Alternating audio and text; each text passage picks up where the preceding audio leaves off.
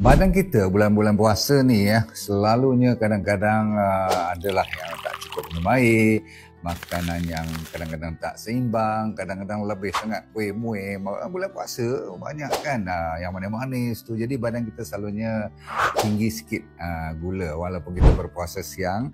Maka gula-gula, semua makanan-makanan yang tak berapa cun ni, dia boleh menyebabkan body kita inflame, tahu tak? Inflamasi. Masalah inflamasi ni salah satu daripada lawanannya ialah bukan antibiotik, bukan nak ambil bahan-bahan lain, tetapi yang paling nombor satu ialah dipanggil vitamin E dan juga omega 3. Omega 3 tu terutama sekali memang tak cukup dalam badan kita. Mana-mana you pergi pun manusia tak cukup makan minyak ikan, sebab minyak ikan zaman sekarang pun dah tercemar, betul tak?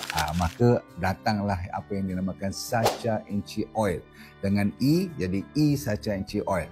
Cantik tak? Jadi you ambil ni saja, dah cukup. Buka puasa sekali, sahur sekali. Dah. Kalau tak more pun tak apa. Bagus tu. Air kena cukup.